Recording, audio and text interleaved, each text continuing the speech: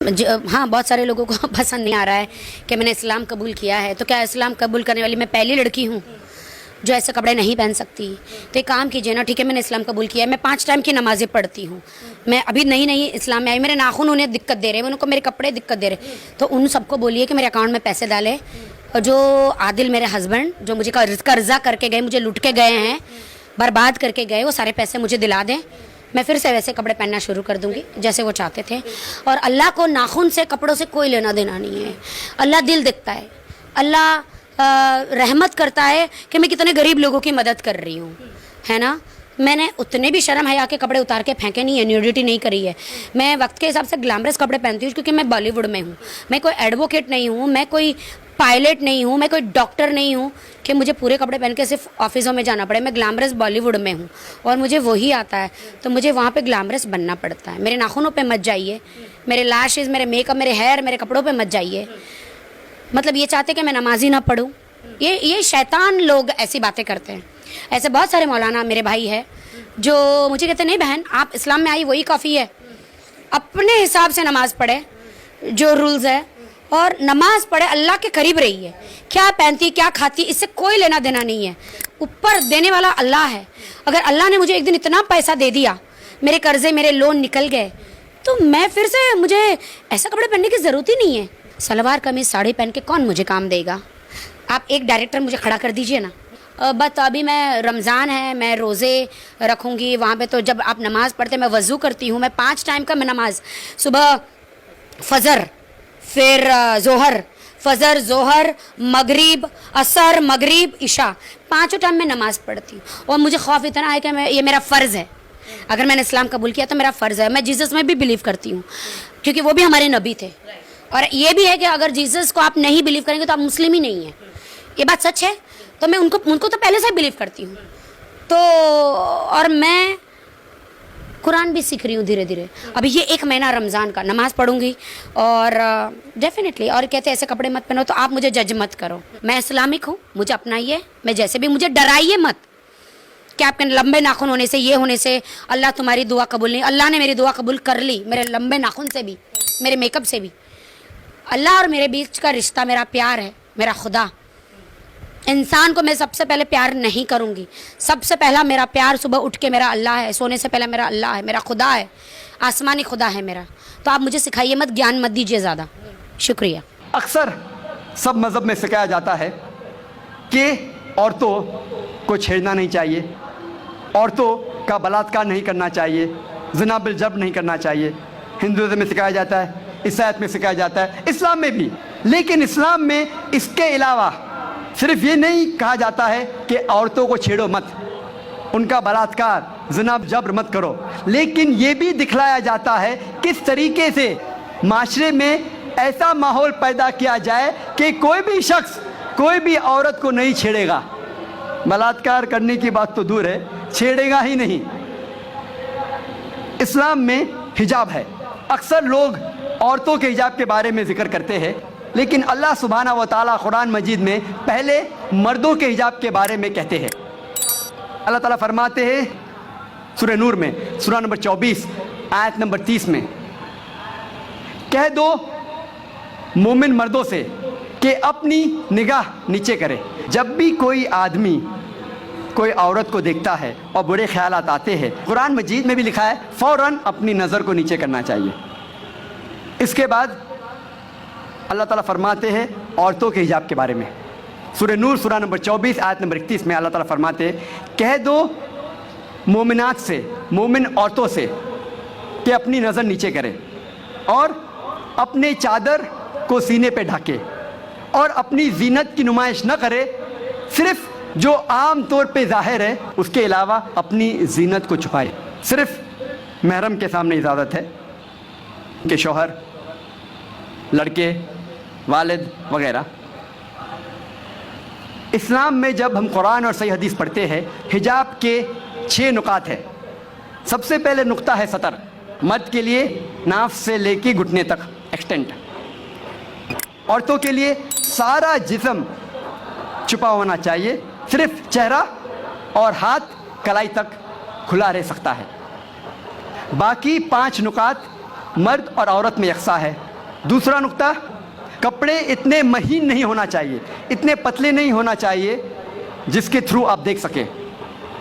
تیسرا نقطہ، کپڑے اتنے چست نہیں ہونا چاہیے کہ انسان کا ڈھانچہ دکھے۔ چوتھا نقطہ، کپڑے اتنے بھڑکیلے نہیں ہونا چاہیے کہ دوسرا جنس اس سے متاثر ہو جائے، اٹریکٹ اپوزٹ سیکس۔ پانچواں نقطہ، کپڑے دوسرے جنس کے نہیں پہننا چاہیے۔ اور چھٹا نقطہ، دوسرے مذہب کی نشانی والے کپڑے مت پہنیے۔ یہ 6 نکات ہے۔ اس کے بعد اللہ تعالیٰ فرماتے ہیں سورہ احزاب میں، سورہ نمبر 33 آیت نمبر 59 میں، اے نبی کہہ دو اپنے بیویوں سے، اپنے بیٹیوں سے اور مومنات سے، مومن عورتوں سے، جب بھی وہ باہر جائے تو جلباب اوڑھے، اپنی چادر کو اپنے جسم پہ اوڑھ لے تاکہ لوگ انہیں پہچان سکے اور کوئی بھی انہیں نہیں چھیڑے۔ قرآن میں حجاب کیوں کیا جاتا ہے لکھا ہے تاکہ لوگ انہیں پہچان سکے اور کوئی بھی شخص انہیں نہیں چھیڑے۔ مثال کے طور پہ اگر 2 جڑوا بہن جو بہت خوبصورت ہے، یکساں خوبصورت ہے، اگر حیدرآباد کے سڑک پہ چل رہی ہے، دونوں بہن حیدرآباد کے سڑک پہ چل رہی ہے، دونوں خوبصورت ہے، یکساں خوبصورت ہے، جڑوا بہن ہے، ایک بہن پہنی ہوئی ہے اسلامک لباس، اسلامی لباس، سارا جسم ڈھکا ہوا ہے، صرف چہرہ اور ہاتھ کلائی تک کھلے ہیں۔ دوسری بہن مغربی لباس پہنی ہوئی ہے، منی اسکرٹس اور شارٹس، اور دونوں بہن چل رہے ہیں حیدرآباد کی سڑک پر۔ کونے پہ ایک لفنگا کھڑا ہے لڑکی کو چھیڑنے کے لیے۔ میں پوچھنا چاہتا ہوں وہ کس کو چھیڑے گا؟ وہ بہن جو اسلامی لباس میں ہے یا وہ بہن جو مغربی لباس میں ہے، منی اسکرٹس اور شارٹس؟ کس کو چھیڑے گا؟ کس کو چھیڑے گا؟ وہ بہن جو مغربی لباس پہنی ہوئی ہے، منی اسکرٹس اور شارٹس۔ قرآن میں اللہ تعالیٰ صحیح فرماتے ہیں کہ حجاب کرو تاکہ لوگ آپ کو پہچان سکے اور کوئی بھی آپ کو نہیں چھیڑے۔ اور اس کے بعد اسلام کی شریعت یہ کہتی ہے اگر کوئی شخص کسی عورت کا بلاత్కాر کرتا ہے اس کے لیے ہے سزائے موت۔ غیر مسلمان کہیں گے سزائے موت 21ویں صدی میں؟ کتنا بے درد مذہب ہے اسلام، کتنا بے رحم مذہب ہے اسلام۔ لیکن جب میں سوال غیر مسلمانوں سے پوچھتا ہوں اور ہزاروں غیر مسلمانوں سے پوچھا ہوں کہ مثال کے طور پہ اگر اللہ نہ کرے، خدا نہ کرے، کوئی آپ کی ماں کا بلاత్కాر کرتا ہے اور وہ بلاత్కాر کرنے والے کو میں آپ کے سامنے لے آتا ہوں اور آپ کو جج بناتا ہوں، آپ کیا سزا دیں گے اسے؟ 100% غیر مسلمانوں نے کہا کہ میں اسے سزائے موت دوں گا۔ کچھ غیر مسلمانوں نے کہا میں اسے تڑپا کے ماروں گا۔ تو کون آپ کی والدہ کا بلاత్కాر کرتا ہے، زنا بالجبر کرتا ہے، آپ کہتے ہیں کہ سزائے موت؟ کسی اور کے والدہ کا بلاత్కాر کوئی کرتا ہے، آپ کہتے ہیں سزائے موت غلط ہے۔ وائی دی ڈبل سٹینڈرڈز؟ دو طرفہ کیوں؟ اور یو ایس اے ہم سمجھتے ہیں کہ سب سے تعلیم یافتہ ملک ہے، ترقی یافتہ ملک ہے۔ آپ شاید یہ نہیں جانتے کہ اس ملک یو ایس اے میں سب سے زیادہ بلاత్కాر ہوتے ہیں۔ اگر آپ فہرست دیکھیں گے وہ ممالک کی جس میں سب سے زیادہ بلاత్కాر، زنا بالجبر ہوتا ہے، اونچے نمبر پہ آتا ہے U S A. 1991 statistics F B I کے رپورٹ کے مطابق 1990 میں ہر سال، اس پورے سال میں ایوریج ہر روز 1756 بلاత్కాر ہوئے یو ایس اے میں۔ 1990 میں ایف بی آئی اسٹیٹسٹکس کے مطابق ہر روز یو ایس اے میں 1756 بلاత్కాر ہوئے۔ 1996 اسٹیٹسٹکس کے مطابق، U S department of justice کے مطابق، ہر روز 1996 میں 2713 بلاత్కాر ہوئے، زنا بالجبر ہوئے۔ 1990 میں 1756، 1996 میں 2713۔